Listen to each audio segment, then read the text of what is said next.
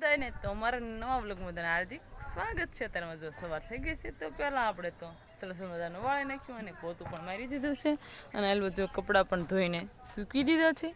તો આપણે જવાનું છે બાબરા. તો આપણે જો તૈયાર થઈ જશે તો આપણે કોલેજે ફી ભરવાની છે તો આપણે હમણાં બાબરા જવા દઈશું. કાલે અચાનક અમરેલીથી આવવાનું થયું કે મારા ફ્રેન્ડનો ફોન આવ્યો કે કાલે ફી ભરવાની છે કે તું આવજે. તો મેં કીધું વાંધો ને હું આવી જઈશ. ત્યાં હું 5-9 વાગ્યા હતા ઘરે પહોંચી ગઈ. હવે આપણે આવી જશવી બાબરા ને જો આપણી કોલેજ આવી જશવી તો ફી ભરવા જવાનું છે. હમણાં 10 વાગ્યા તો ફી ભરીને પછી આપણે જવા દઈશું ઘરે. તો આપણે બાબરાથી વીઆઈસી વાળી એક્ટિવા લઈને જો હાલવા માંડવીમાં ફુવારા ચાલુ છે. મારા કાકાને એને ફુવારા શરૂ કરી દીધા છે માંડવીમાં. અને અત્યારે જો પવન પણ બહુ જ છે અને આ બધે જો વાદળછાયું વાતાવરણ થઈ ગયું છે. તો વરસાદ આવે એનું કાંઈ નક્કી ન હોય. તો જો અલ્પ આપણે ગુવાર તો એ ગુવાર જો આવડો થઈ ગયો છે અને આપણે અહીંથી ને અહીંયા સુધી આપણે છે માંડવી અને ઓલી પાસે કપાસ. તો આપણે કાલે કપાસમાં દવા છાંટી હતી અને જો વાદળા થઈ જશે તો એને નક્કી ન હોય. હમણાં વરસાદ આવશે તો આપણે જો દાંતર લઈને જઈએ છીએ નીંદવા. તો અમારું પછી આજ નહીં કાલે સવારમાં વહી જશે અમરેલી. તો મેં કીધું વાંધો નહીં તો સવારમાં જઈશ. આજ તો કાંઈ અમરેલી ગઈ નથી.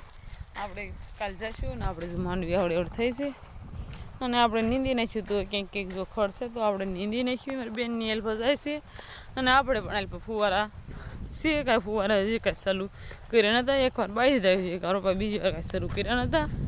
તો હવે આપણે નીંદવા જવાનું છે. મારી બેન કે કપામાં નીંદવા ખડ થઈ જશે તો આજ લગી નીંદ નાખ્યું. પછી કાલે તો આપણે પાછા અમરેલી વૈયા જઈશું.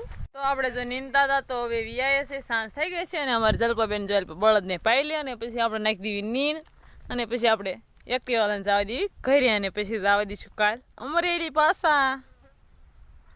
હાલ બધું વાસીદું છે તો હવે આપણે વાસીદાને કાઢી લેવી અને હવે નીંદ નાખી દેવી. પછી આપણે જવા દેવી ઘરે જઈને રસોઈ બનાવવાની છે.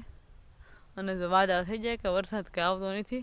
અને હવે મારી બેન કે તારે જવાનું છે તો હું આજે સાંજે તમને હલવો બનાવી દઉં છું. દૂધીનો જો હલવો બનાવે છે કેવી રીતે બનાવો તમે અલગ રીતે બનાવતા હોય તો તમે કોમેન્ટ કરીને કહેજો કે અમે આવી રીતે બનાવી છે. અમે જ આવી રીતે બનાવી છે હલવો.